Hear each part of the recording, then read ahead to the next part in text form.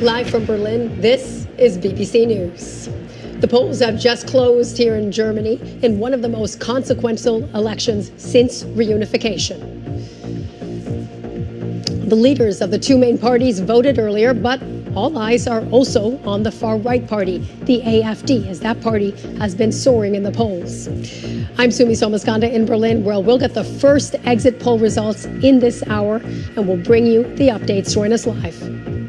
And I'm Rajini Vaidyanathan with the rest of the day's news in London. President Zelensky says he'd give up his presidency in exchange for peace or Ukraine's NATO membership. If there is peace for Ukraine, if you really need me to leave my post, I am ready. Second, I can exchange it for NATO. If there is such a condition, immediately.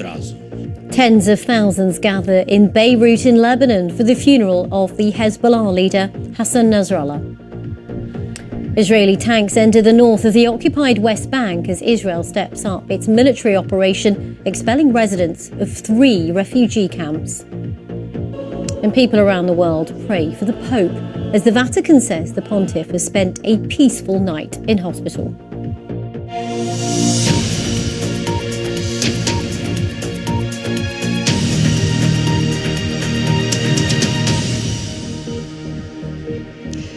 A very warm welcome to our special coverage of the German elections live here in Berlin. We're just in front of the Brandenburger Tor.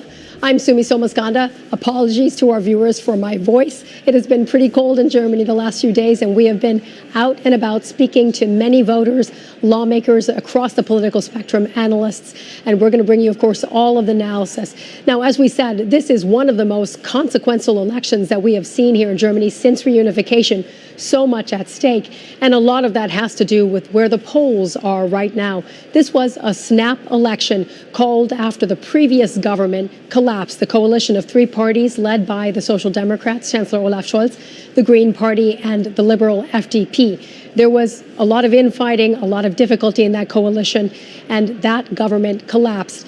Now, what we've seen now is a very short election campaign through the winter, unusual for Germany, and where the polls are at the moment put the CDU, the Christian Democrats, anywhere between 29% and 32%, according to the latest polls, and the AfD, the far-right party, could land above 20%. That is significant, especially with Germany's history, that the far right with extremist elements in the party is performing so well, again, according to those polls. We are expecting those first results. That's what you see on the other side of your screen right now.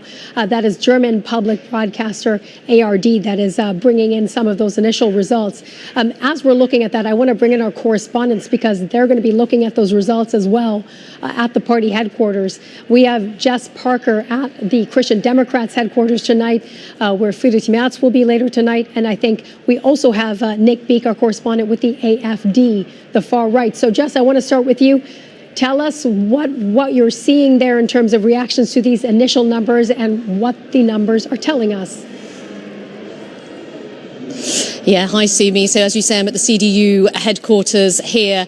We're just a little bit outside of the main room. I did not hear any kind of big cheers from where I'm stood at the moment from people who've gathered here. I mean, it has to be said, a lot of those here are from the media. In terms of the results that's coming through, these are, of course, we've got a caveat, just exit polls at this stage.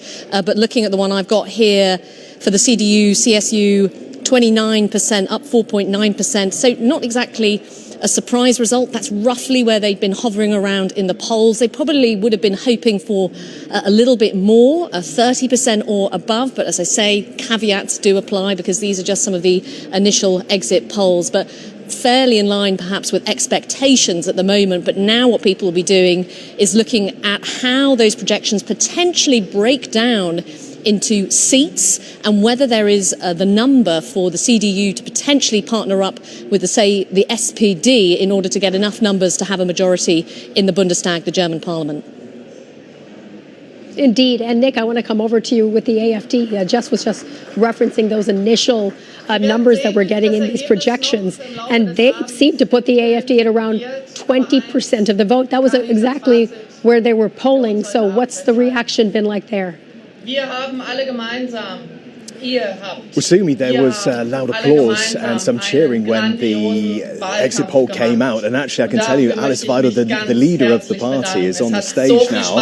She's addressing the party faithful. You can see and hear her behind me. I think the initial reaction was a little bit subdued because although this is a doubling of their share of the vote compared with last time, I think a lot of people felt they had the momentum and really hoped that their share of the vote would be even higher, that they may be pushing 22, 23, 24, 25%. But that is the immediate reaction, and the Chancellor candidate for the AfD has wasted no time in coming out here to address the party faithful. Nick, indeed, and I know you're speaking above her. We're going to try to listen into a little bit of Alice Weidel in a moment if we can. Indeed, as you said, they might have been hoping for a little bit above 20%. Just coming back to you with the CDU, there were some projections that if the CDU came in under 30%, that would be seen as a bit of a disappointment, not just for the Christian Democrats, but for their candidate, Friedrich Merz. Yeah, of course. I mean, I think it has to be said that even if they'd have got, and we don't know, as I say, the final results, but 30%, that's not kind of streets ahead potentially, given they have been the main opposition party over recent years with the coalition of Olaf Scholz's Social Democrats, the Greens and the Liberals as well.